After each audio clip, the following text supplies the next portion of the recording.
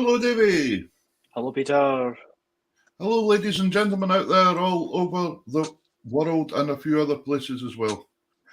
Fantastic to have you joining us. Happy Mother's Day to all the mothers that are celebrating today. Absolutely. And even those that are not celebrating today. There's lots of mothers everywhere.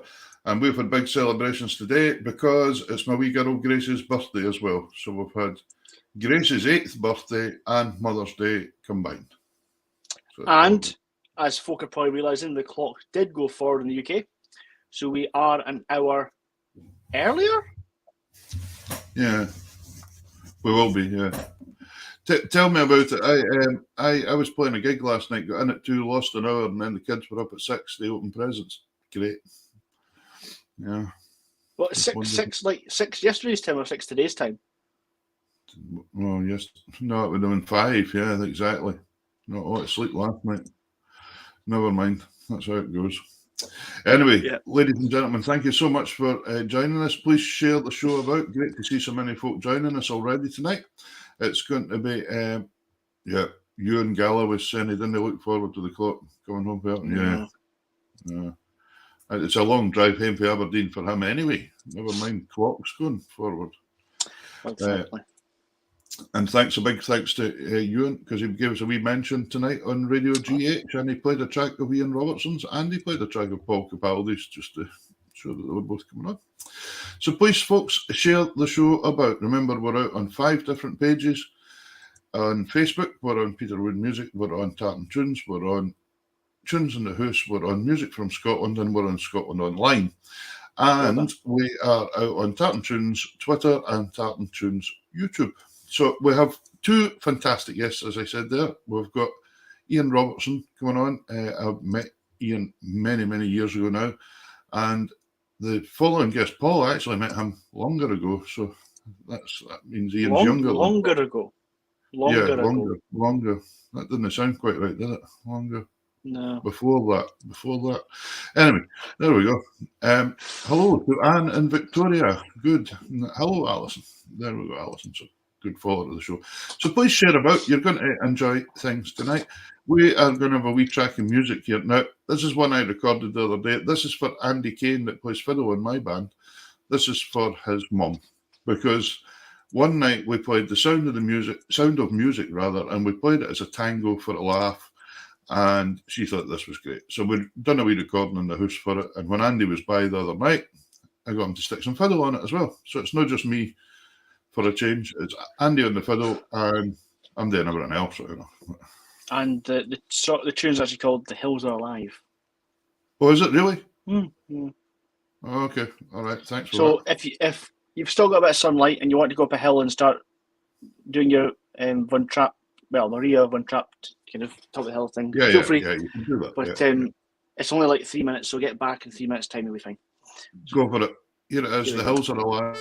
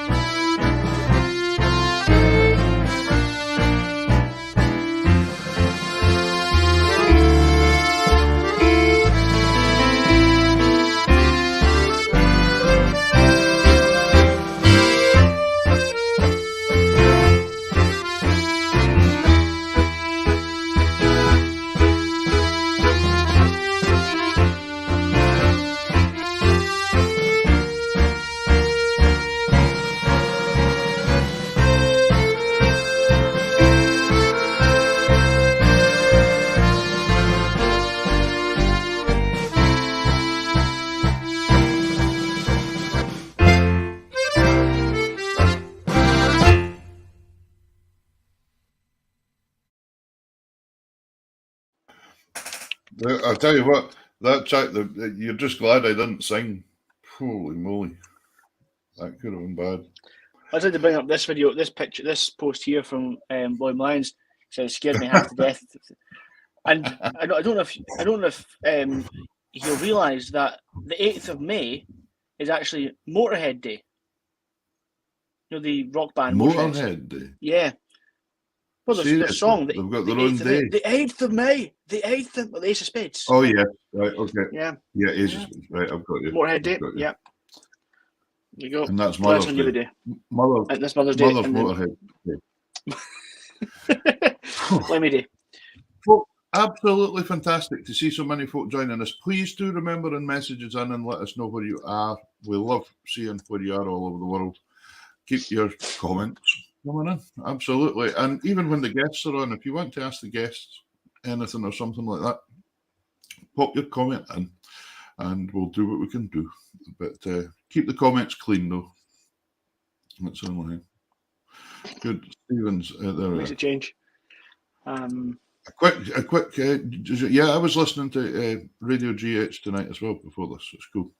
Listen, our first guest I'm going to bring on. I met this man many years ago, and we'll just speak about that in a minute when we bring him on. But let's bring.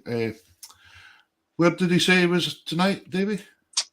He is in Aston Clinton in Buckinghamshire. Thank you, Mr. Ian Robertson. Hello, Ian. Hi guys. How are we doing? I put Davey on the spot there because I couldn't remember. It's not the biggest place in the world. Ian, fantastic to have you on. Great to be here. First time I met you, Ian, was when I was about 18 years old, which wasn't yesterday. When you were playing fiddle with Bill Black's band, and we all went up to Lewis and Harris. Yes, yeah. I think I'd call that a baptism by fire that week. It was quite an experience. So I must have been, I'm guessing I was perhaps 18, 19, thereabouts. Yep. Yeah. And I'd met Bill only about a couple of weeks before that. And Angie McKechen, I think, was playing fiddle with him at the time, but she'd hurt her hand and couldn't do this tour. Right. And there was this very shy English boy in Bill's lounge, and he said, "What are you doing in 2 weeks' time?" And the next thing I knew, I was in the back of a transit van heading for Lewis. That may be what did it. I don't know. It was certainly quite an experience. I remember the night before we even left in the house and how we even survived that night before we even got on the tour. I'm not very sure. Best draw bail over that one. He was a great guy, though. He was great for giving us all a bust at having a tune. So how are you doing anyway? You've been working away music-wise throughout lockdowns, etc. in the last couple of years. Yes. You've done quite well. You've managed to get albums out and all sorts of things, haven't you? Yeah, so I published a second tune book, which I guess we'll talk about at some point anyway. Yeah. I just produced a new CD just before lockdown, actually in the November, and so that was it kind of came to a crashing halt as everybody stopped going out and dancing and listening to music and buying CDs. And I guess like so many others, I decided that the best thing to do was just to give a try of the music in the house, and it became quite a thing, and I enjoyed some of it. Yeah, that's right. I'm not going to share my outtakes reel with anybody anytime soon. Yeah, we've all got one of them. Yeah. But it's been good to keep it going though. But obviously you're down in Buckinghamshire, and we'll speak about that as well as we go through the show, because to see how you got into music, etc. down there. But I think we'll start with, now, for you folks at home, Ian plays accordion and fiddle and piano. Anything else? I see a guitar on the wall behind you there. That's nothing to do with me. All right, okay. That's strictly art. Right, okay, that's fine. So, we're going to have a track in the accordion. The Una Simpson two-step. Una, of course, is on the Accordion and Fiddle Festival Committee up here in Shetland. Is this one of your tunes? No, it's a tune that was written by Davy Halcrow. Was this David's one? Oh, okay. Yeah, that's it. And, so the unit Simpson. So we'll have this, you playing the accordion. Let's go for a wee two-step to begin with. Fantastic.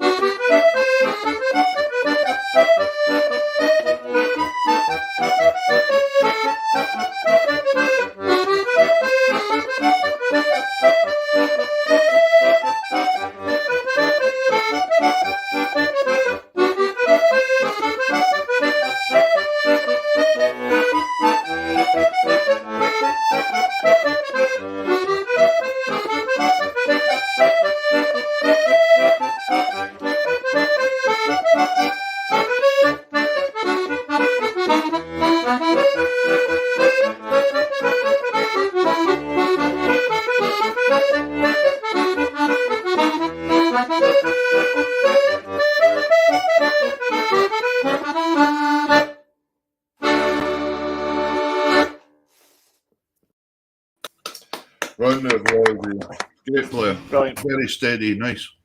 And the old trusty Merino 4 there. Yes, yeah, my pride and joy.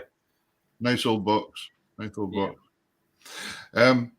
So now, interestingly, somebody put in there, where's Ian's accent from? They've obviously just joined, not heard me saying anything about Buckinghamshire. Yeah. Buckinghamshire, you're born and bred Buckinghamshire, brought up there and still there. Yes, I am. That's right. I've not made much progress in life, to be fair.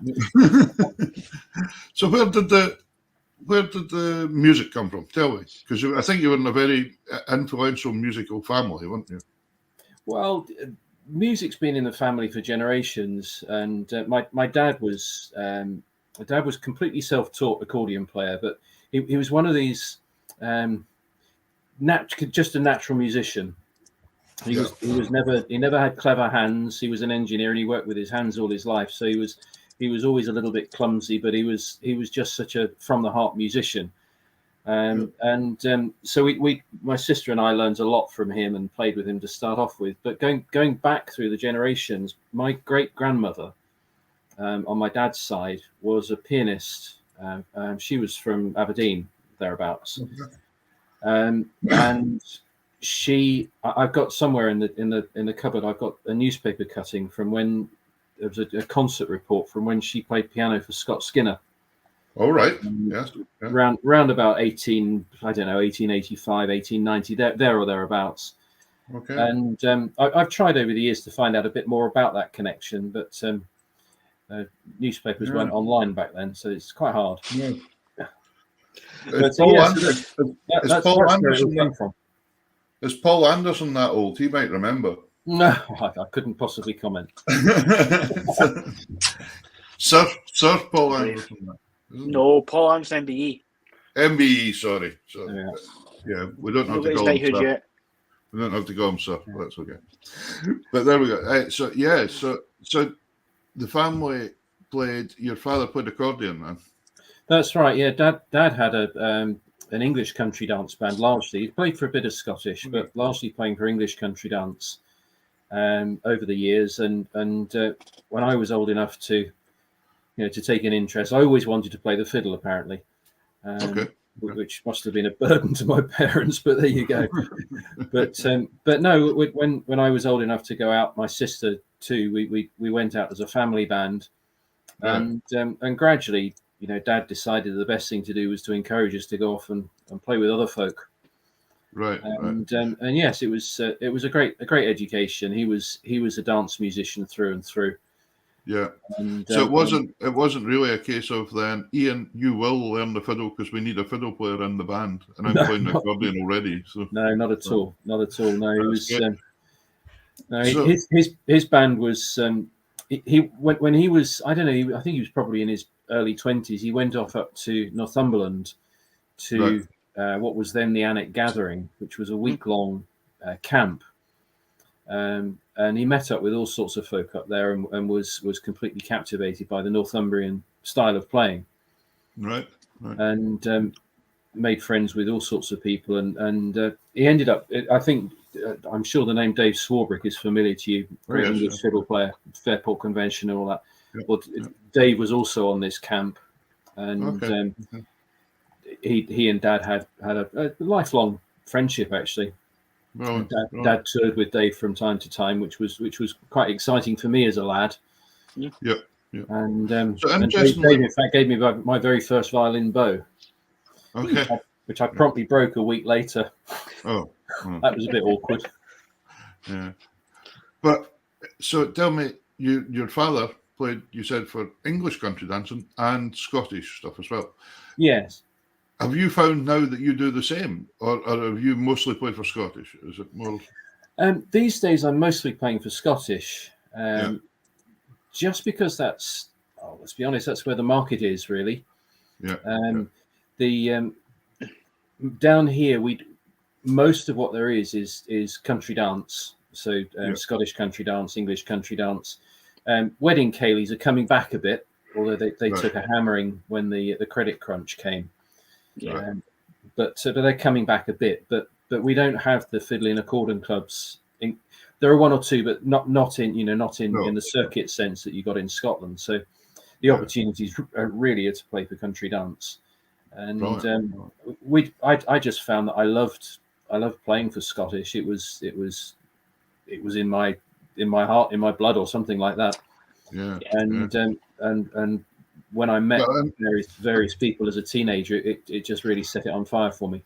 And a lot of the dance clubs down your way and that are very, very well supported and things. So it's good to know that. There are some good strong clubs even now. Everybody's suffering, of course, coming out of lockdown, but we all have to hope that things come back. Pick it up a bit, and pick up again.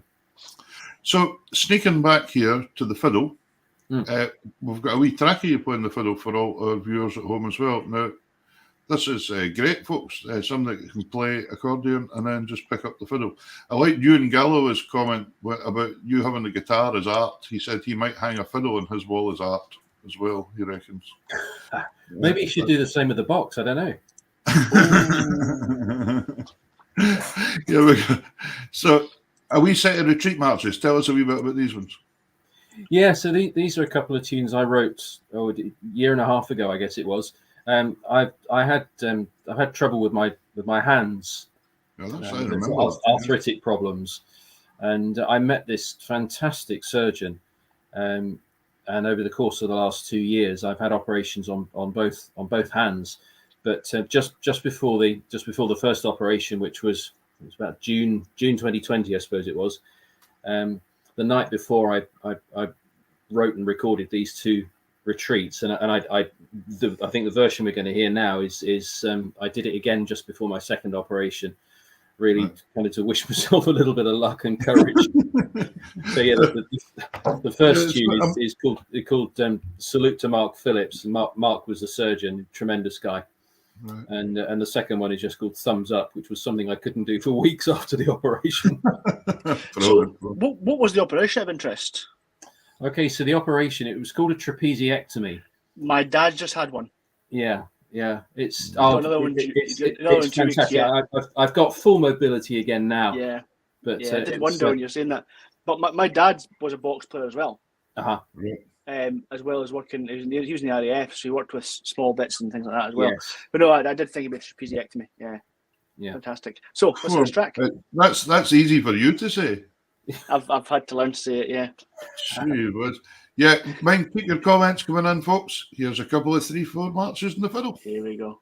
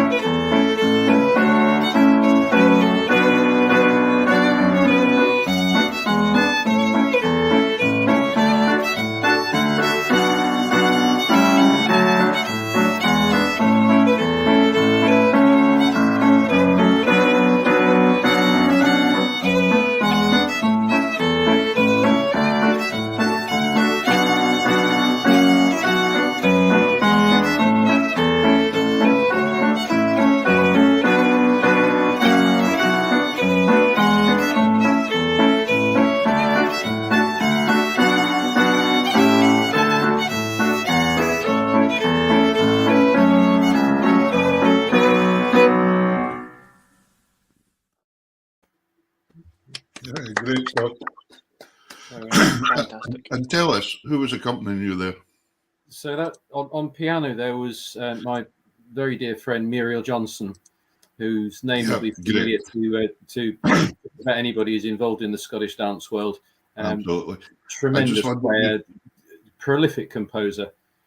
I wanted to mention Muriel there because you have done quite a lot over the years, Muriel and yourself. You've done a lot. Yes. Yes. Again, like you said, we met about 100 years ago, and the same's true with so many musical friends. You meet and then you don't bump into each other again for years and years. Yeah. And I first met Muriel when I was living in Bath. I just graduated in Bath, and Muriel and Bill, her husband, came down to do a day school, and that must have been about 1990 or something like that.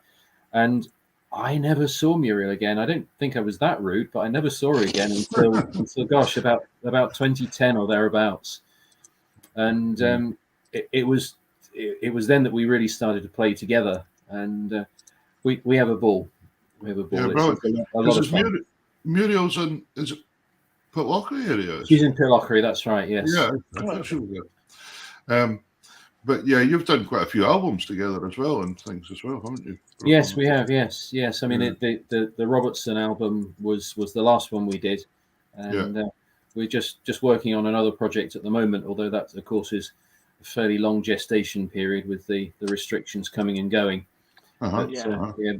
Muriel was fairly closely involved with a dance deviser called Roy Goldring. Right. Who published loads and loads of dances, which I now can't name off the top of my head, but lots of dances. And Muriel and I did one CD of that about 3 years ago, and just working on another one at the moment, which also includes Jim Lindsay is doing some tracks, and Marion Anderson. But for all our listeners at home, just to enlighten you a little bit, folks, with country dance music, Scottish country dance music, when a dance is devised, there's usually an original tune picked. to play as the original for that dance. And Ian, you've written quite a few originals now already as well, haven't Yeah, you? one or two out there, yes. Yeah. And of course, Muriel's written a load as well. So every dance kind of has its specific own tune, so the dancers can recognise it straight away, supposedly. Not sure they always do, but never mind. It's terrible, isn't it, when you break your gut to try and learn some really difficult, hard thing, and then they don't even recognise it. They're like, No. well, can you play Cadam Woods? Oh, yeah. Okay. There we go. Can you play the Dashing White Sergeant again? That's it, yeah. That'll be the one. That's what happens. Anyway, but it's a great institution, and that's the way it goes. So down your way, obviously, London area, you played with Frank Reid for a wee while, when Frank, of course, was an established band in that area, and done a lot of work abroad, I think, as well, didn't he, Frank? He used to go and play societies. That's right, yeah. Frank, I mean, Frank's was is an institution on the circuit down here. He's now living up in Glasgow, so we don't see him quite as often, although he's still up and down a lot. But so when I was just leaving school, I first met Frank, and I did a concert. So a lot of fiddle players have been through Frank's band over the years, and one of those was Alistair Fraser. Oh yeah. And again, probably back in the late 80s, I guess it would probably be. Frank organised a concert. Alistair was coming back from the States, and he organised a concert for Alistair and Paul Mackless. And this shy English boy did a couple of sets in the first half of the concert, and then sat with my chin on the floor, listening to Alistair doing it properly in the second half. I remember hearing them at Ayr Accordion Club one night, and it was the Skydance album they brought out, remember, at the time. Yeah. And it was outstanding, because nobody had really done anything like that at that time. No, I mean, for me, it was the start of just hearing those drifty, folky chords. I mean, it's much more than that, but I can't find the words for it. But it was just a revelation that there was this kind of music out there. It was nice, wasn't it? And then you played with Craig Ellicky band as well, with Ian Muir. Yeah, that's right. Yes, yeah. So I was Ian and I formed the band, I guess, and we played together. We made a couple of albums and moved on, and Judith and I made a new band with Chris Oxtoby on accordion. We came up to Shetland a few times. Yeah, and I remember you coming to Shetland and going down very, very well. And I also remember selling your CDs in the shop when we had Highland. Yes, as well. Yeah, that's right. Did you ever pay me for those? I don't know. Maybe. Awkward. Sorry. awkward silence.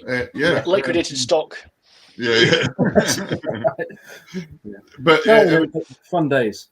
It was great. Yeah, it was a fabulous. It was really good. And Chris, actually, it was nice to see her playing on tunes in the house when we set that up over the lockdown. Yeah. Chris was on quite a few times playing.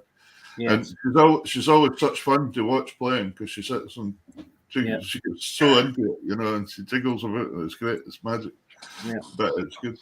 So now when you're out working, then what band or what lineups do you use now then when you're out playing?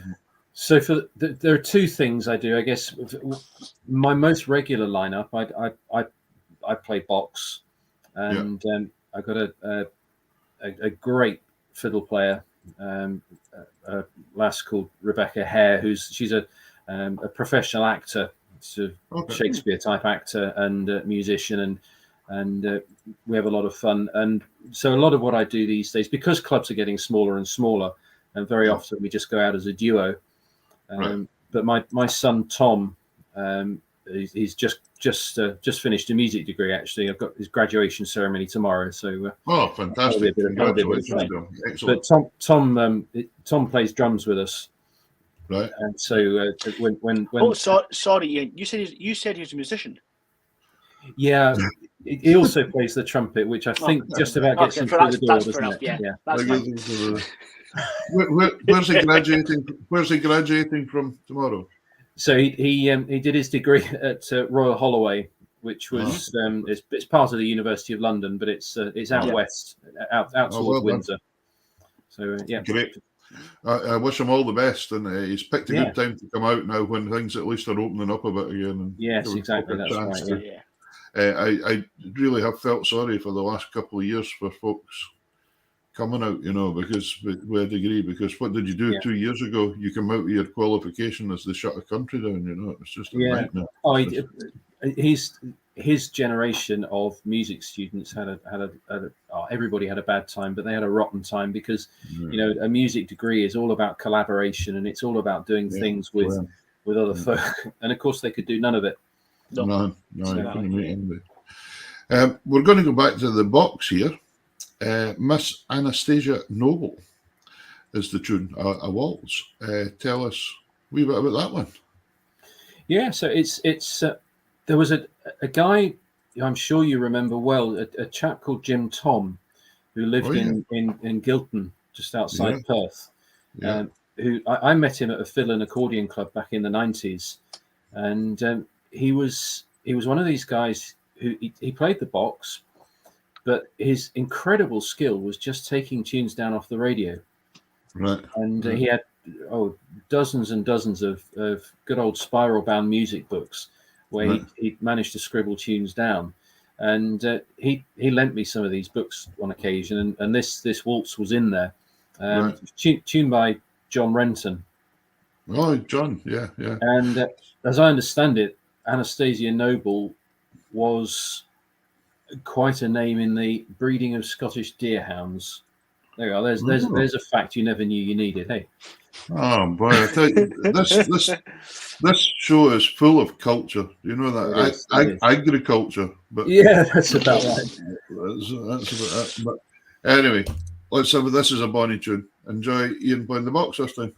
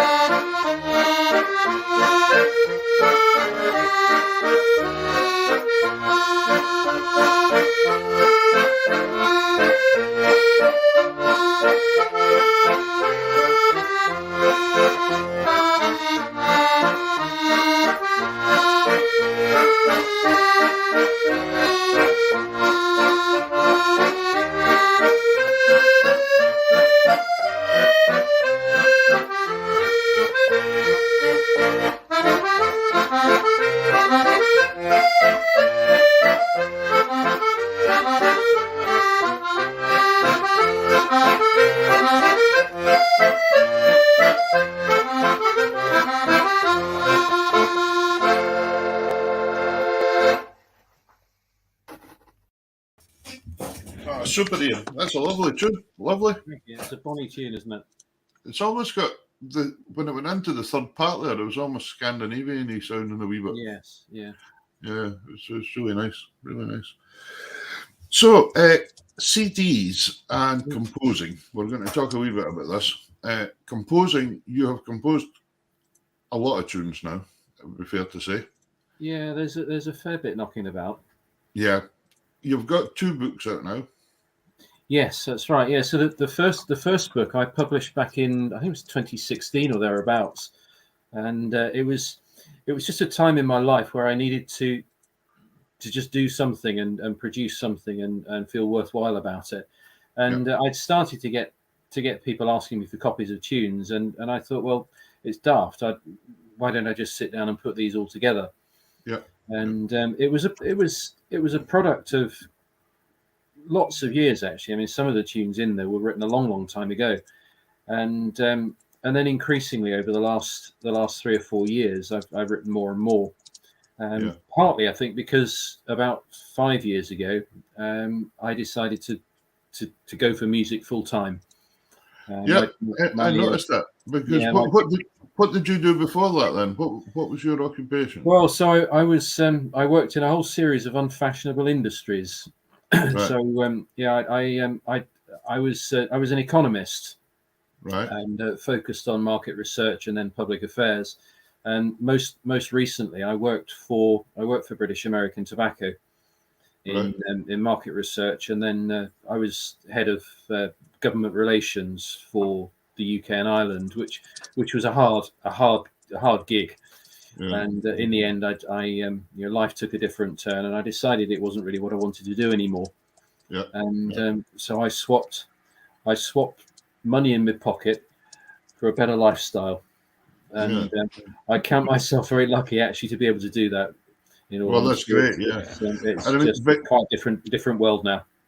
But you also, you told me off air earlier on there that you were over in Jersey, working for a couple of years as well. And when you were before that, you hadn't played that much of the accordion; it was mostly fiddle. And then, when you come back from Jersey, then that's when you got stuck in about the accordion in a more serious fashion.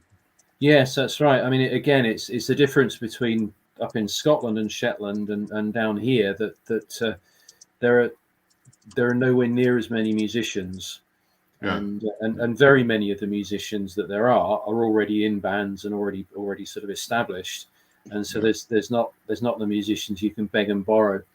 So I decided to focus on the accordion because it meant I could go out on my own, and then increasingly go out as a band. So it was a change of direction, but my heart is still very much with the fiddle. Yeah, but where I was semi-leading with that was the book. So music folks suit both instruments very, very well. It's tunes for accordion or fiddle, and I played quite a number of your tunes already out of both books. I would highly rate them if you're looking for some new music to go for Ian's books. What was the first book called again, Ian? So the first book was called The Call of Home. And, yes. As it happens. Yeah, perfect. That was a Blue Peter Link, wasn't it? Yeah, just like that. And then here's one I prepared more recently. The Heart of Me. Yeah, it's lovely. I love the cover on that one. It's a really nice cover. That's my next door neighbour's front door. Really? Yeah. I went out one day and I'd written a tune actually for my mum, which I'd called The Heart of Me. Right. And it was one of the tunes that I recorded during lockdown, on the whole sort of Facebook thing. And unfortunately, my mum passed away just about a year ago. So this is the first Mother's Day. But no, I suddenly saw this beautiful front door in the sunlight and thought, that's the cover of the book. So it's amazing how that happens. Sometimes you just see something and think that works.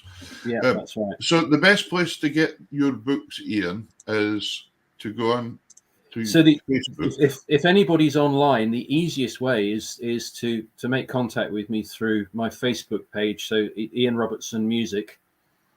Yeah. And drop me a message, and I can happily send things. There are one or two distributors elsewhere in the world, so anybody who's in North America and Canada, Tax Sound is probably going to be your easiest source. Okay. particularly for CDs. But the books, by all means, let me know, and I'll be happy to send things out. Fantastic. Nice to see Adam Usami watching there tonight as well. Adam's a great musician, but he also runs the Page Music from Scotland, which is a fantastic, and we tag on with them as well and join together for the shows. So it's fantastic. Adam's from New Zealand originally, but you've played out that way as well, haven't you? You were out playing in New Zealand, were you not, with Muriel? Were you? I've not played in New Zealand yet. Yeah. Okay. But no, I went out. 2017, I went out to Adelaide to play for the RSCDS Winter School out there. Went out with Jim Lindsay and with Judy Nicholson. Oh, yeah. And the time of our lives. Yeah. Good company.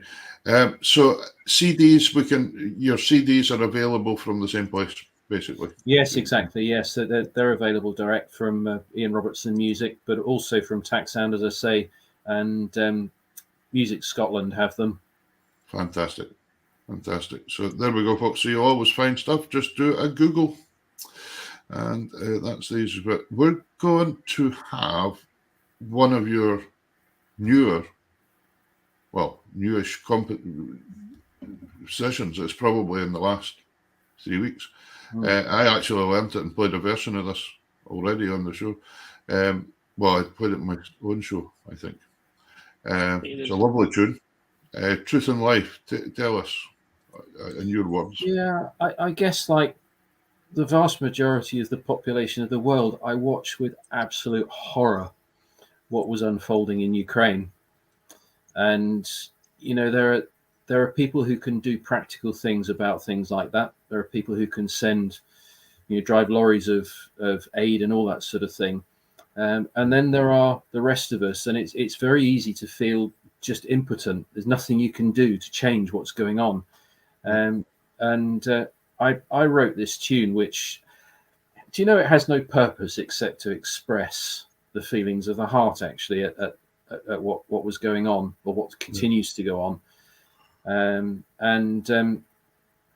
The recording is, like all of my stuff, it's not sophisticated. It's just off my phone in this room. Yeah, sounds great though. Sounds great. But yeah, so it's I called it Truth and Light, a prayer for Ukraine, and we can certainly pray for them, and we can certainly hope for truth and light eventually. Absolutely. Here is Truth and Light.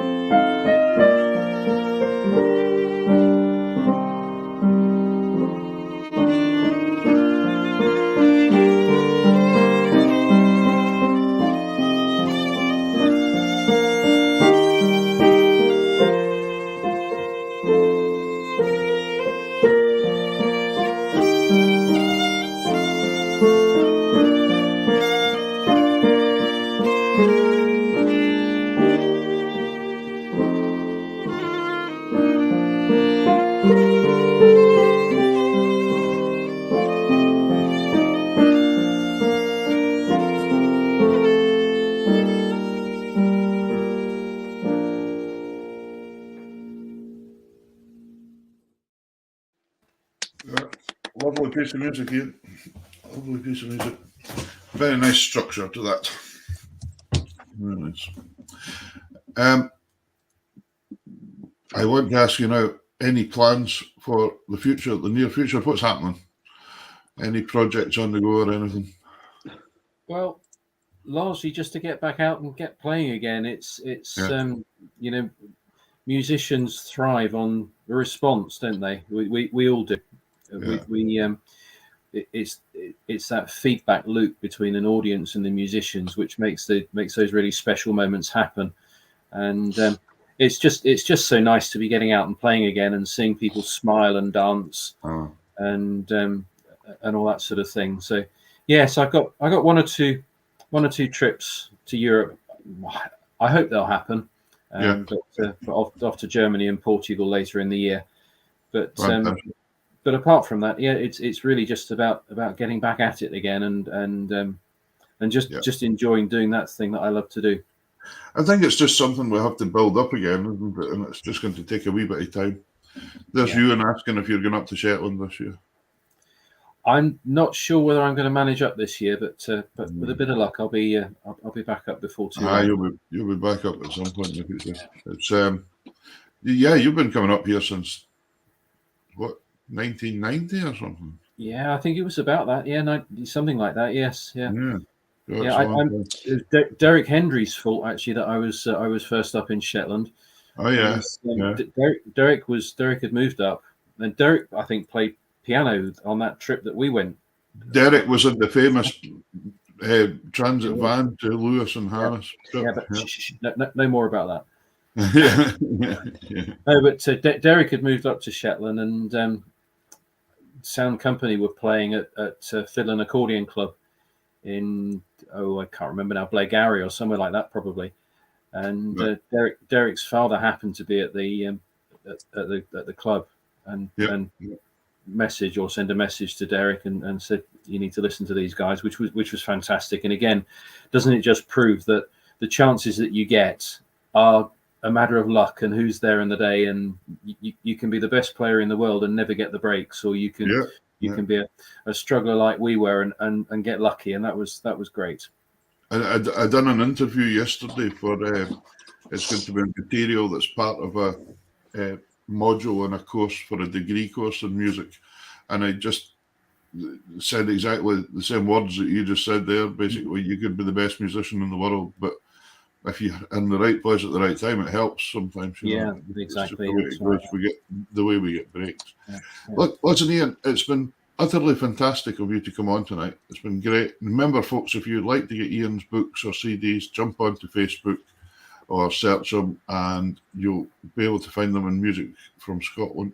Was it MusicScotland.com. Music Scotland, that's right. Music Yes. Scotland, and that would be great, because I'm sure it would like. We are going to. We've mentioned this man Ewan Galloway a couple of times tonight. The last tune is compliments to Ewan Galloway. Yeah, there he is. He's crawling now. Really enjoyable interview. He said that's. He's going to have to work harder than that, isn't he? Yeah. I only met Ewan for the first time at the RSCDS summer school in St Andrews, right? Back in the summer of 2019, and I don't know whether you stay in university halls of residence, and Ewan happened to be in the room next door to mine. Ooh. And I'd never met this lad before, and then the next morning I tripped over all the empty bottles from the party that he'd parked outside my door. That sounds about right. Yeah, there's going to have to be a revenge match sometime. Yeah. So this is a great video for us to wind up with your interview here, Ian, because you're playing fiddle and box on this one, and Ewan's playing the piano, and it's great, a wee tune. But listen, thank you so much for coming on tonight. We wish you the best of health, and hope it all starts to pick up again and lots of playing again. But you said to me this month you've been out about 3 nights a week again, I think, so that's good. It's been fantastic. I hope it lasts. That's great. That's great. Ian, smashing speaking to you again, and we'll see you sometime. Thank you very much. Really Thanks enjoyed a bundle. it. Thanks Nice a bundle. to see you. Take care now. Cheers.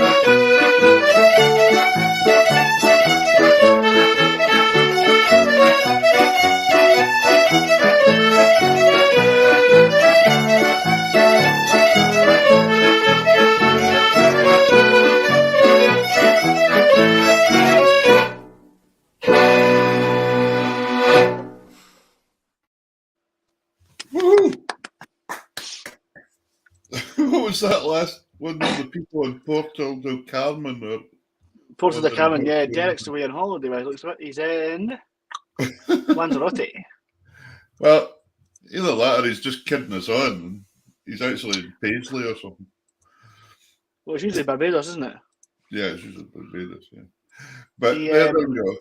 Ian Robertson, they're absolutely fantastic. Of a nice guy. And just amazing that they're doing so much Scottish work down there in the depths of England. So there we go. Before we bring our second guest on tonight, Paul Capaldi, who is another Englishman. We've got 2 Englishmen in the show tonight, Davey. To be fair, Peter, I wasn't very happy when I found out that Ian was actually an accordion player, not a fiddle player, like I was originally told. Generally, we don't have 2 accordion players on the same show, do we, Peter? No. Never mind 2 Englishmen. Anyway, listen, folks, before we do that, we're going to play you a little bit here of a track. Karen Stephen, the fiddle player from, is it Thurso or Wick Karen's from? I can't remember. Yes. It's North. Karen has brought out this track. It's just getting released this week. Now, it's a track for charity. Unfortunately, she lost her great nephew in an accident a couple of years ago, I think it was. And she's composed this tune called Angel Boy. And she started to just giving fund for it. Now, all the details for this track and the full track are on Tartan Tunes' Facebook page. So if you go onto Tartan Tunes' Facebook page, I posted it earlier. And you'll see the full interview. What we're going to do here is play you the track and play the music. It's a collaboration. She's got lots of people. Alison McDonald in Canada, originally from Wick, and Addie Harper have put this together with a whole lot of us. And I was privileged to get asked to play a wee bit box on it as well, but because I think there's nearly 40 musicians involved here. So I hope you enjoy this track, Angel Boy. And if you fancy going on to the Just Giving page and donating, the charity is, the money is going to the Glasgow Children's Hospital charity for all the work that they've done. And if you want to see the full track, there's an interview with Karen after the track, and she names all the musicians. But we'll just play the track tonight, won't we, the music. So here is Karen's for charity, and it's Angel Boy.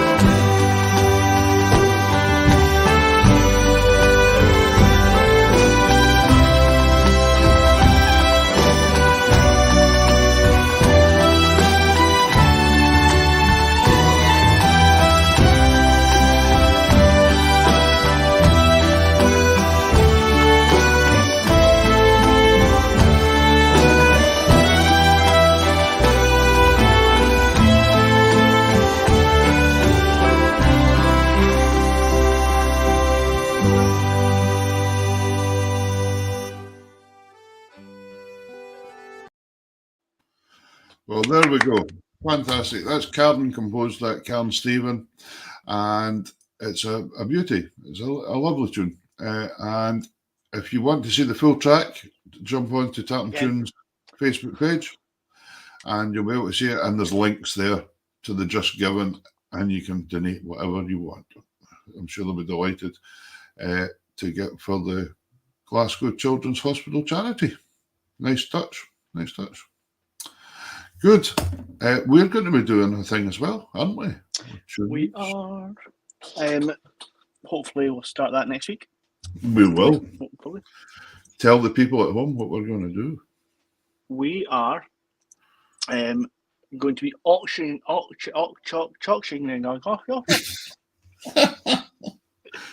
You got somebody else's teeth in. I wish I did. Auctioning. Auctioning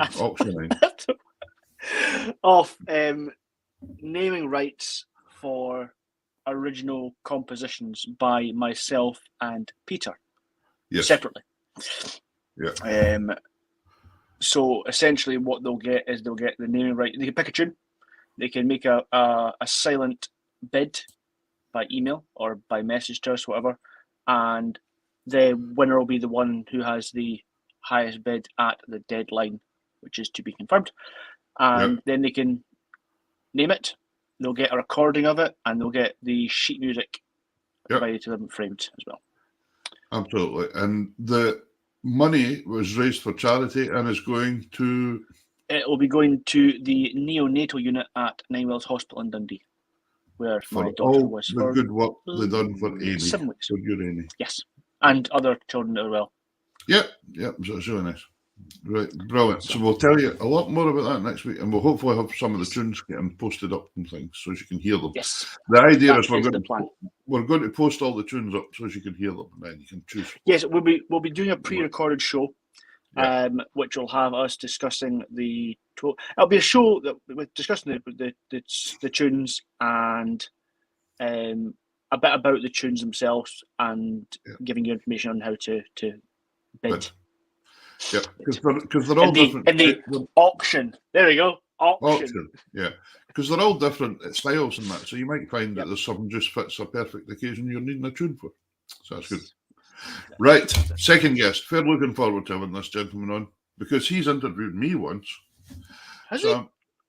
So I'm looking forward to interviewing him now. That's good. That's why I brought you along, because you can always ask the tricky questions, you know that. Is that what that email was? That's the one. That's the tricky question. 2 seconds. I'm going to find it. I said I'd known Ian Robertson for many, many, many years. Over 30 years. I've known this man at least 3 years more than that. Because I met him when I was about 15 or 16-year-old and even played in a band with him. Let's bring on from the famous Italian family, Mr. Paul Capaldi.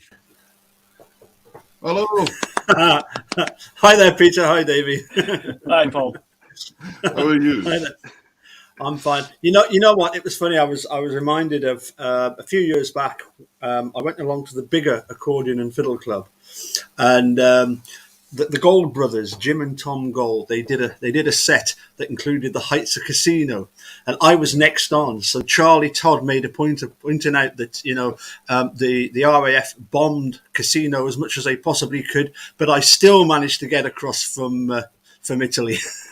The Capaldi family still managed to get across to Scotland, you know. and you know, talking about nationality, my grandmother on my dad's side was Irish. My granddad, obviously Italian. My other granddad, Williams, Welsh. I was born in England and I've lived in Scotland for 39 years. I reckon I qualify for the whole of the Six Nations because I've drunk also plenty of French wine. Yep. All covered. And I think you also qualify for an EU passport. Yes, you've got most of them are there. I'll just give you one with EU written on it. It'll be fine. Yes, absolutely. a Grand Slam, the Grand Slam Capaldi. That's a good name for it. There we go. You know what, Peter? When you first started off and your very first number that you played with Andy Kane, it reminded me of my school days when painful memories. I flunked French, so I didn't have to do French. I went to the library, and the classroom was next door, and we were in the library, 4 of us. supposedly studying. And we thought the teacher had cleared off from the French class.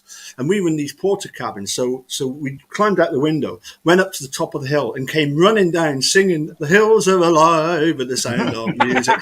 The teacher saw us, reported us to the Dean of Discipline. We had a week of detention. So Sound of Music is not your favourite on Christmas Day, That's it.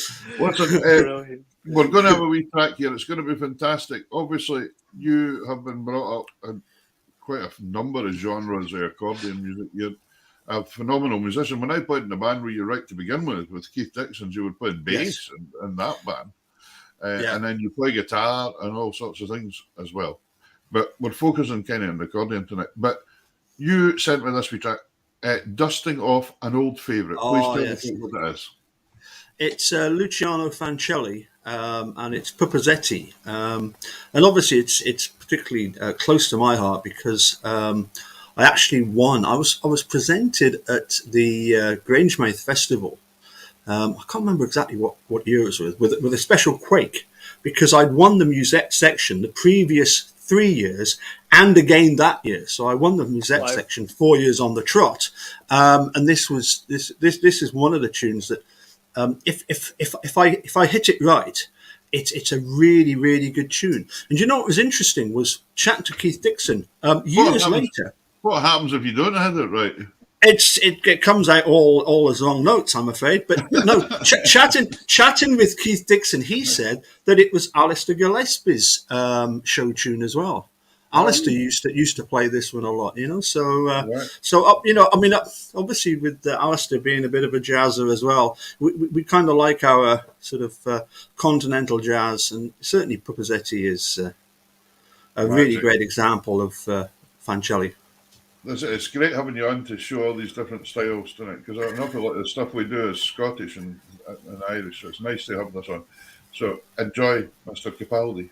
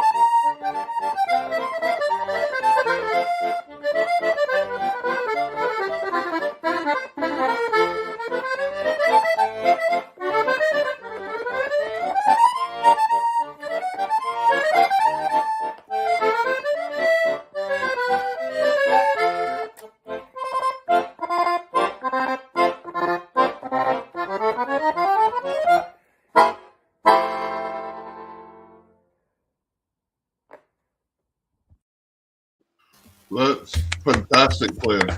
Amazing. Fantastic playing. Peter, can you remember at Charlie Todd's house, Symington? Yeah. And we used to do that one with Keith Dixon. Really? Yeah, you can't remember. Maybe you can't remember this, but yeah, there's that at the end of the first section, the first 8 bars, the first 16 bars, you get 2 bars, which instead of 2 bars of 3, are in effect 3 bars of 2. Dilly-da, dilly-da, dilly-da. Do you remember you were having to show Charlie on the drums how to do those 2 bars, those 3 bars? Good grief! You were absolutely fantastic in the band because you were like the ears and you knew how every instrument should sound and how it should be played. It was great. I couldn't play them. He was absolutely fantastic. Peter Wood, he's a legend, I tell you. Within the Keith Dixon Scottish Country Dance Band, yeah. Within the one band. Within that band, there was a legend. But but I remember we did that band thing, and you played the bass, and then you took over an accordion, didn't you, for 2 or 3 numbers as well? I used to do that Charles Street Rag, and it was funny because the first time I went to Bigger in a long time. I mean, Keith, I'd spoken to Keith on and off, over the years, and he always said, you should come along to the Bigger club. So I went along when they were in the town hall. Yeah. Yeah. And I turned up just out of the blue, and I said, you'll play piano with me, won't you? He said, yeah. Are you going to play 12th Street Rag? I said, sorry, Keith, I haven't played that for years. I tell you, he had a face like somebody had stolen the jam out of his donut. He was not happy about that at all.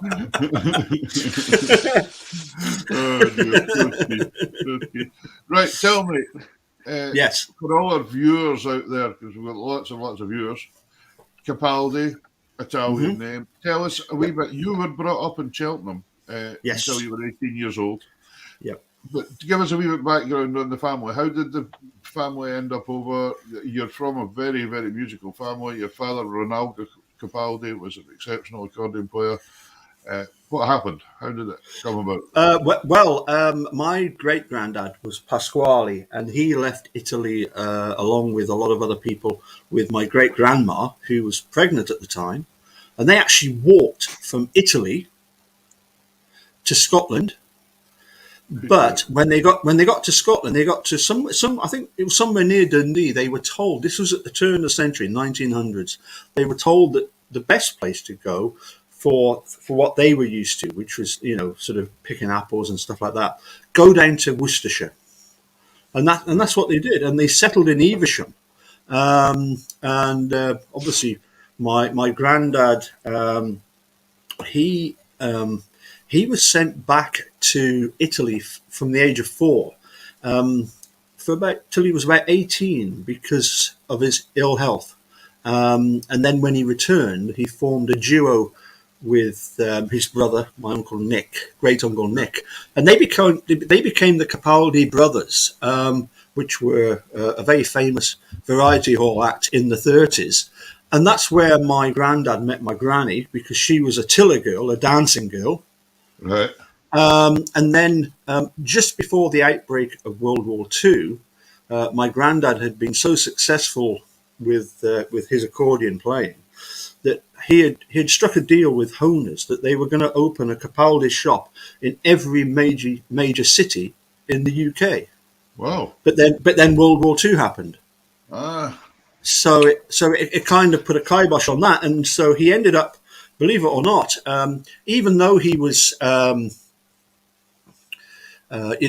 Italian background, and there was a certain animosity towards Italians.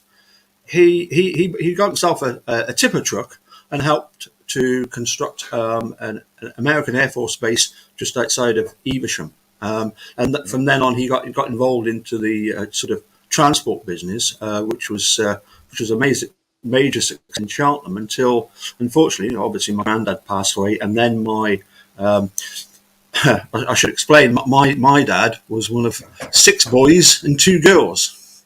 My gran and granddad had 8 kids, of which very few of them are left, unfortunately. But they set up this transport business. But my granddad still played the accordion and encouraged everybody to do music. And I was very lucky that he took a keen interest in me. He once challenged me to learn El Relicario in a week. And this was when I was about 14 years old. And he said, if you can play El Relicario in a week, I'll pay you a fiver. This is when I was like about 12 or 13. I mean, this was like 50 quid today, you know? Yeah. So you can imagine the amount of practice that went on that week. Yeah. And did you get the fiver? I did eventually, but the pair of them, my granddad and my dad, spent at least an hour in sort of getting me to play it over and over and over and over again, you know. And my granddad had some great sayings. One of his best ones was he used to say to me, "Paolo, look at the music. Look at the music. The notes, they're round. Make them round. You keep making them square. Make them round." which was a great analogy, and years later you understand the sort of meaning of it, you know. But then my dad was always a great encouragement. We used to have a lesson every Sunday, and you could guarantee that within half an hour my dad would be stamping down the stairs, shout. My mum would come out because the practice room was upstairs. My mum would come out, what's wrong, you know? And my dad would shout at my mum, "I'm not teaching your son anymore." Did he know something she didn't? There's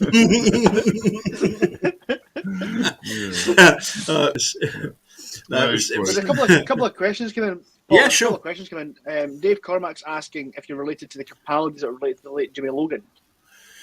All I know is that, as I say, the Capaldis, they all came originally from the same part of Italy, and which was round about that Monte Cassino area, which is between Rome and Naples. The Capaldi family that I sort of descend from, and I have to thank my cousin Ian, who's actually the uncle of Sam Underhill, the English number 7, plays for England at rugby.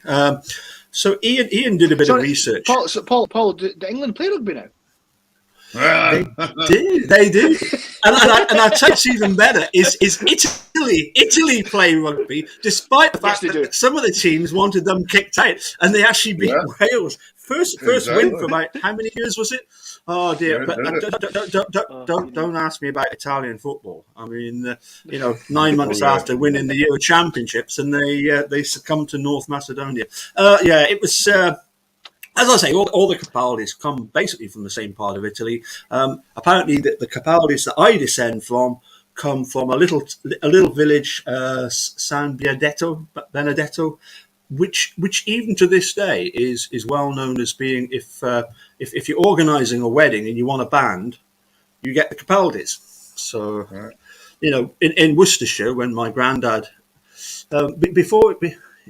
He was doing, as I say, the music. Then he did the tippers, the tipper lorries, but he also did some ice cream. And at one time, the Capaldis were the largest manufacturers of ice cream in Worcestershire. So, that'll be why you never got into Dundee. Because Dundee is the Vizokis in Dundee. Yeah, I'm sure there's Capaldi's even in Dundee. I know that I remember once Steve Klingscale, who when I moved up in '83, it was to work for Klingscale's, the music shop. And Steve once got me to go all the way up to Wick. He said, "Get to Wick." So anyway, and you go through that little village sure called that's Brora. what he said? Yeah, Sure that... it was something like that. and there's that little village called Brora. Have I pronounced that right? Yeah.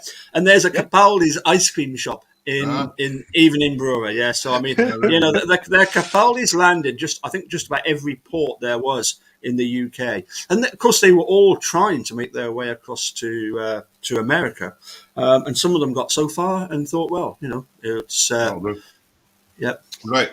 We're going to have another wee bit of music, folks. At home, remember, keep sharing this. This is a great fun interview we're having tonight with Mr. Capaldi. And if you've got any other questions or anything, please do.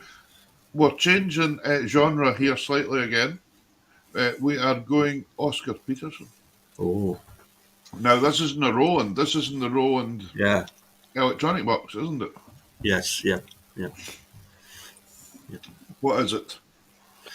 Yes, it's the Roland FR3, but it's also I used on my computer a software called Personal Composer in order to do like almost like a MIDI file backing track. This was long before lockdown and people were collaborating via video. Oh, that's it. Right, here we go. What's this track called? It's all right. It's Place Saint-Henri by Oscar Peterson. I hope that's your dog and not just somebody's dog that walked in. It is, and I've shut the door and I've put a note up to say, please do not disturb. So I apologise for that. I'm gonna as you play this, I'll go and shut them out. And don't you worry, don't you worry. We're a dog friendly show. We're all right. Of course we are. Yes. Here we are. Here we go. Practice it, Henry.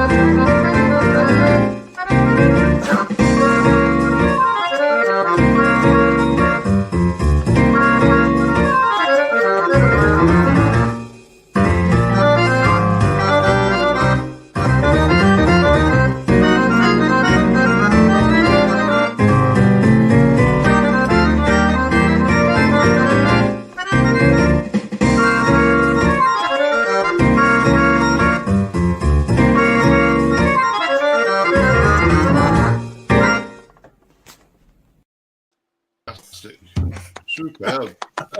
That's great for him.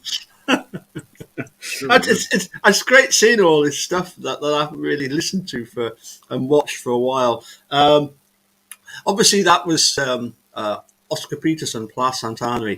My uncle Chris, my dad's. So my dad's the third oldest in the family, and my uncle Chris is still around. He was a member of the Fortunes back in the 60s. Okay. And they had hits with things like "You've Got Your Troubles, I've Got Mine," "Freedom Come, Freedom Go," and they actually they supported an up and coming band from Liverpool back in the 60s. And this one day, my uncle Chris took out the singer and a guitarist from this up and coming band from Liverpool, and took him out on his birthday. They got horribly drunk. They got back. They were supposed to do a show. Uncle Chris got sacked. The young man from the other band said, "No, you're not sacking him. It was just as much my fault." And so my uncle Chris was saved from being sacked by none other than John Lennon. And it's great hearing Uncle Chris talk about that, because Chris is just fantastic. So there has just been music and entertainment right through your family then. It's Yeah. It's very much part of the part of the blood, as it were. But as much as I learned a lot from my dad and my granddad, Uncle Chris was the cool one, because he played jazz, and he played, he would go along and put a trio out. Playing piano and bass player. In fact, the bass player was, for many years with him, was a guy called Max Sims. Right. And it was him, Max Sims on bass, Uncle Chris on piano, and Jeff Hawker on drums. And he used to call it Max and the Symbolics, because that was Max Sims on bass, and the rest of us are a load of musicians. Yes, and my dad used to actually go around Cheltenham and like tune pianos for him, ready for him turning up on either the Saturday or the Sunday. But just Uncle Chris was like, and he also had a Fender Rhodes, so he did he did a load of Stevie Wonder stuff, which was and singing, and just a fantastic musician. You learn such a lot from. From, if you like, the cool uncle in the in the Capaldi family, and him and Uncle Bernard. A lot of people will know, obviously, of Jim Capaldi, the drummer with Traffic, who also had a hit in '75 with Love Hurts. Well, Jim Capaldi and his older brother Bernard, when Jim Capaldi was young, they all lived in Evesham. They once played Cowboys and Indians, and apparently Jim's mum was absolutely livid that they decided that because Chris and Bernard were the Cowboys, Jim was going to be the Red Indian, and they actually painted him with red paint, which did not go down well with Grange Auntie. Anyway, that's. I think David frozen us for a minute there. He frozen me. Are you back? I've never left. You've never left. I've never left. That's all right. So, when your father was teaching you, when he wasn't saying to your mum, "I'm not teaching that boy of yours again," I think he was preparing you for all sorts of things, but competition was one of the things that you did do a lot of, wasn't it? When I was down in Cheltenham, there were one or two competitions I did used to enter, but then when I moved up to Scotland in '83, it was only 9 months later, maybe a year later, I'd done my diplomas, and it was Brian Forrest that actually recommended to Keith Dixon that he come along to do lessons with me, because Keith also wanted to go through and do his diplomas, and that's when we sort of struck up a great friendship. But I felt very much that I was supporting Keith, therefore I didn't do any of the competitions, and it was quite funny how obviously back in about 2009 I got in touch with Keith and said, "I've got a guest spot coming up in Gala Accordion Club," which Brian had asked me to do. And I said, I said, would you play piano for us at that one? Yes, that's fine, you know. And so I went along for a couple of practices, and I said after 2 or 3 practices, I said, look, I want to start doing the competitions again, and you're going to help me. So I actually started getting lessons off Keith, which was absolutely brilliant because, you know, Keith prepared so many of the Scottish, you know, so many Scottish champions in so many, not just obviously the open solo, but in all sections, you know, he's been absolutely prolific. And the thing that always impressed me when I was teaching Keith was that he took everything in. You know, anything you told him, he took that in. He was not going to leave anything out. He took it all in and he acted upon it. And I remember at competitions back then, he used to regularly compete against Donald Shaw of Capacali fame. That's right. Yeah, and yeah, it was a great time, and Keith used to do really well. I'm sure he went down to the you know, sort of virtuoso championships of the NAO, and I think he won one of the sections because he had just really prepared hard on the test piece. But no, he was certainly successful in that, and then he carried that forward with his own pupils. And no, it was a no brainer. If I want to do anything when it comes to playing, you know, at the competitions at Perth and what used to be Musselburgh, I needed another pair of ears to help me on that. And what better than somebody that's been there, done it, got the T-shirt, as it were, you know. I mean, you've said to me numerous times as well, though, that playing Scottish stuff, even just sets of Dixie reels and all that, you found that quite hard to begin with. You had to learn how to do that. I'm still practicing. I am still practicing. I'm still trying to get there. It's not easy, you know. It's a completely different style of playing. I suppose, you know, vice versa. For some people, they find the continental music quite daunting. But they, you know, it's all. It's all music at the end of the day. My kind of take on some of the Scottish is, I suppose, slightly different from other people's. But I've thoroughly enjoyed being. Going on to the next track here is one of your own compositions. Right, yeah. I remember way back though, you had composed a couple. When I was young, when I was 15, 16, you were composing early. You've composed right through your life, haven't you? I mean, yes. I think my first composition was when I was about 8, and my dad took the tune to the music teacher at the primary school, and the choir actually sang it at church. wow. And my dad actually had a tape recording of this, you know. But you know, I'm trying to think what tune have you got lined up? Is it? We've got clouds across. Clouds, yeah. It was interesting when I think it. I don't think it was. Maybe it was one of those.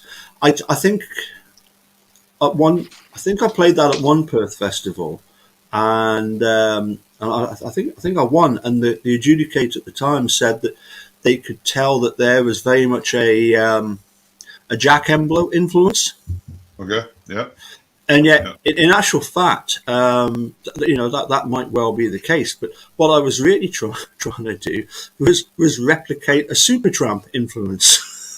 Okay. You know, I mean, for me, Supertramp, you know, one of the finest rock bands I've ever heard. They really are very, very, very, very sophisticated rock. You know, it's like elegant rock. It was once described to me, which I thought was, you know, a very good description of Supertramp. You know, you go to a Supertramp concert one day, and the next day they will do exactly the same concert, note for note. Yeah. You know, it's just so elegant and so well put together with everything that they do. So yeah, it was. Maybe the adjudicator had never heard of Supertramp. That's all.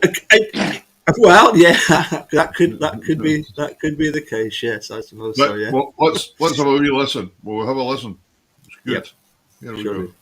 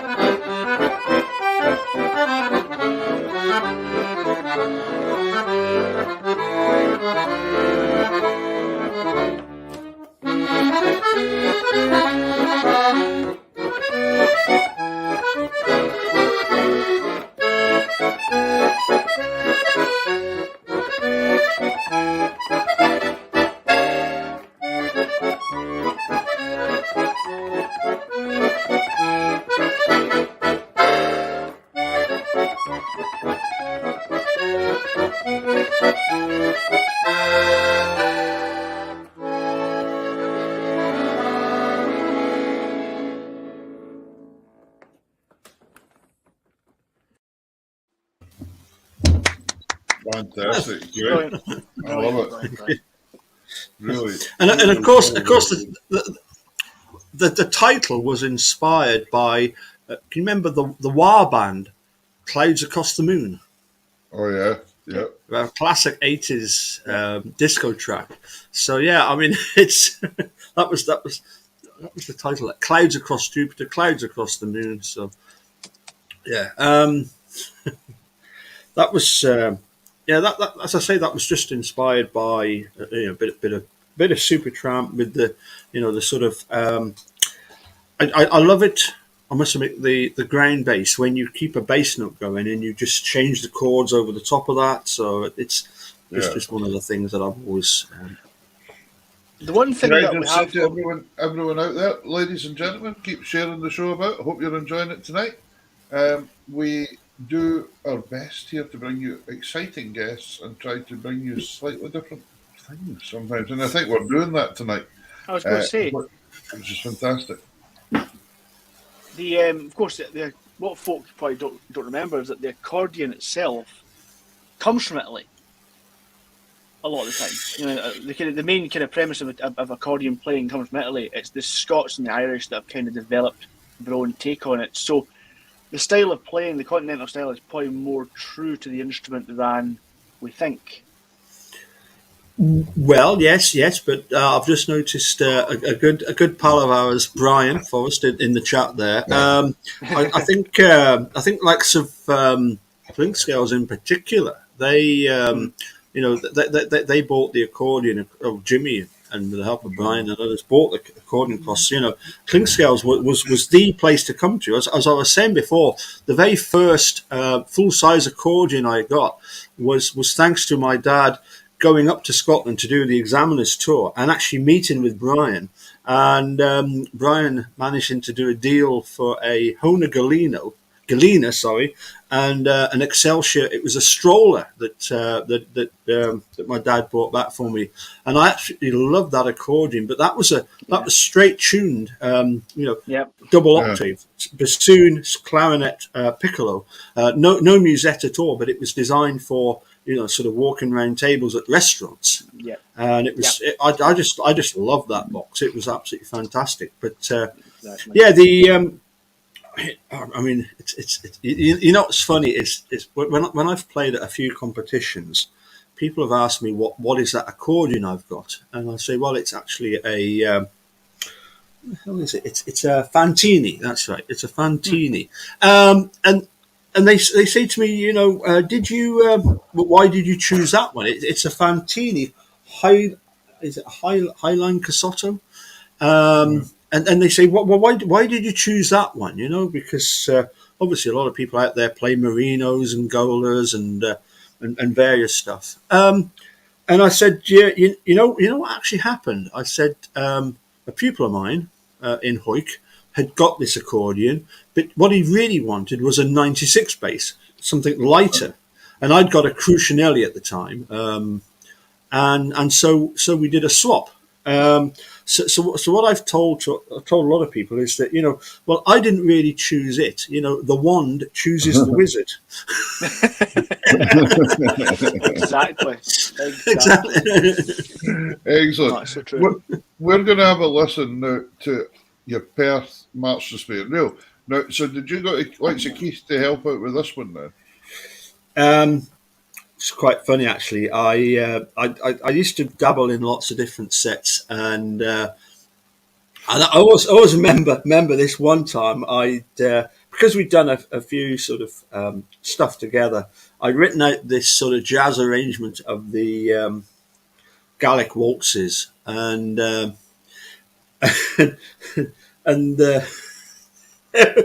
there was a comment by one of the adjudicators that when you want to go from the march to the Strasbourg, a simple B seventh on a D bass would be absolutely fine, and he's looked at that and he's like, I've just presented this jazz arrangement, with all these nice chords, and the adjudicator's trying to tell me about how to progress, and I thought.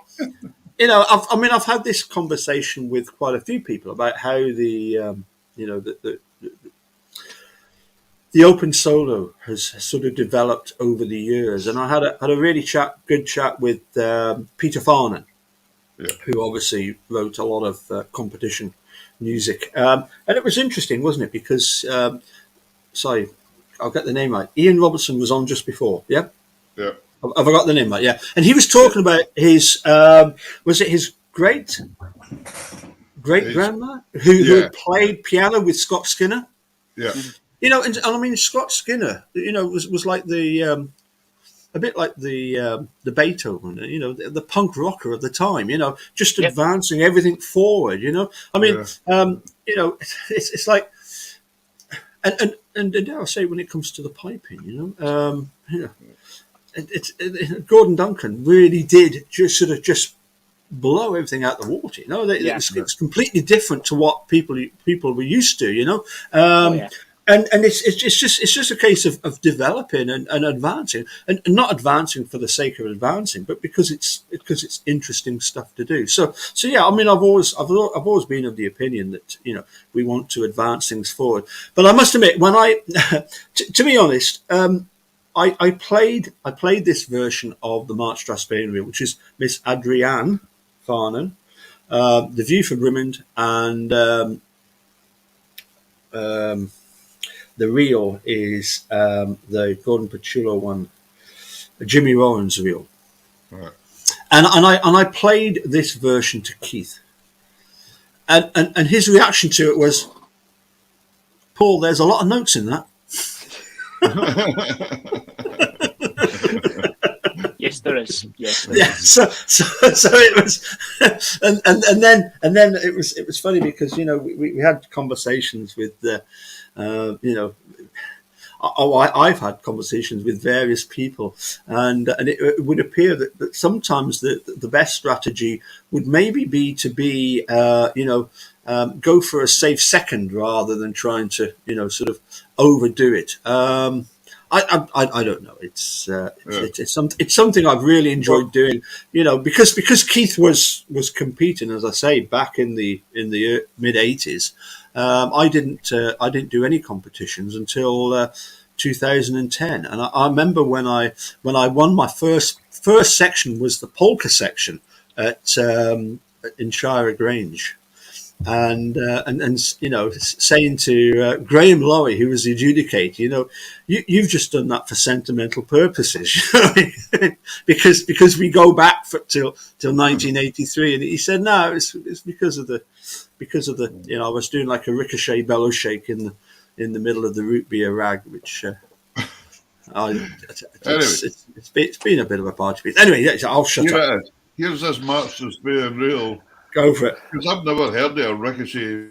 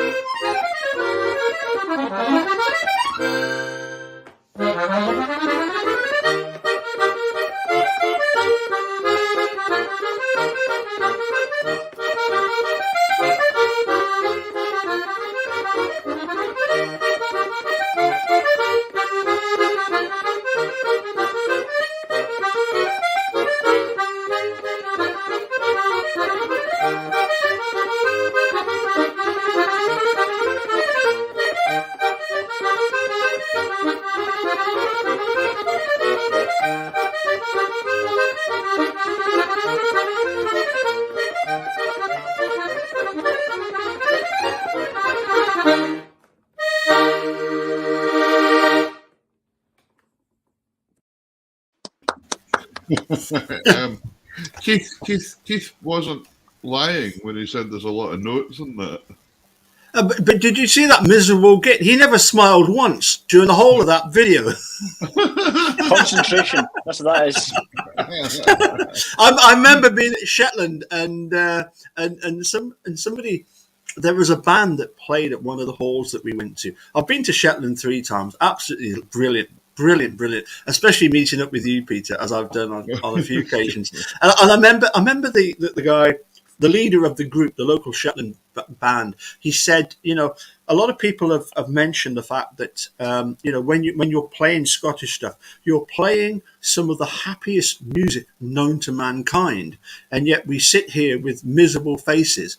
And he said that whilst in our hearts we are smiling, if a smile does appear upon our face, it is purely by accident.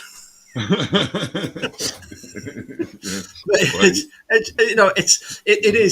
as you say, it's concentration, and it's also I suppose a fact that you're trying to take it seriously. But hats off to people like Liam Stewart that can sit there and smile.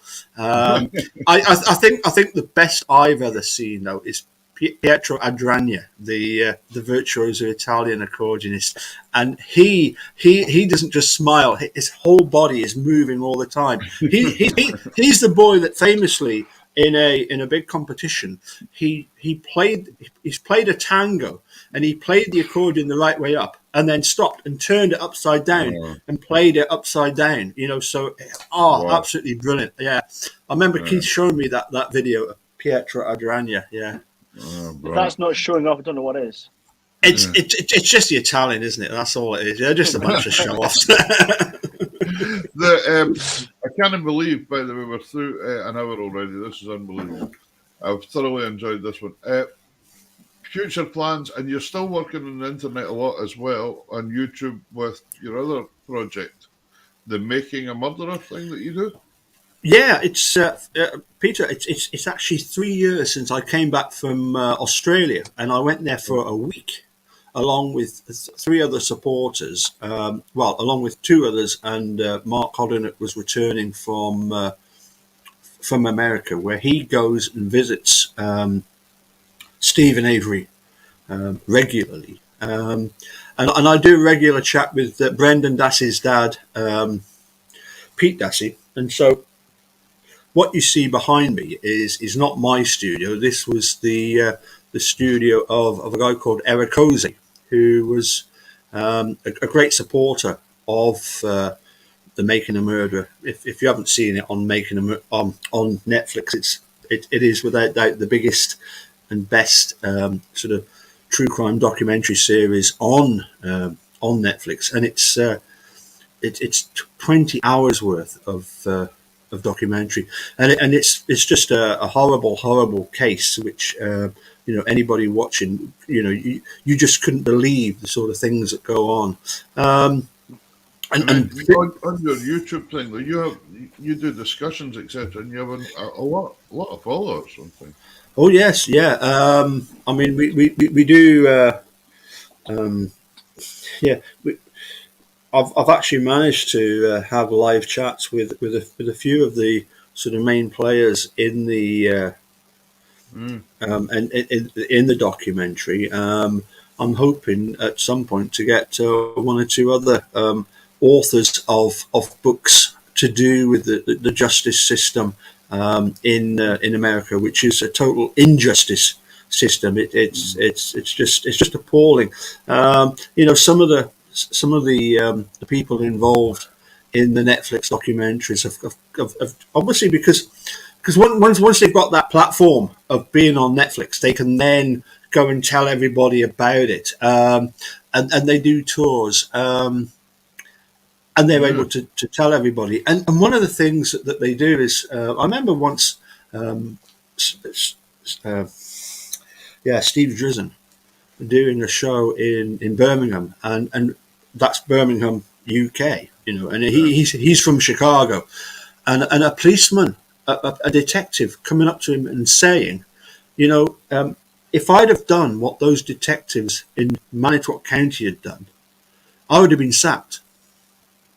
to coerce a 15-year-old lad with learning difficulties into admitting to this horrible murder for which there is zero corroborating evidence, just in order to try and to bolster the case against his uncle. Yeah.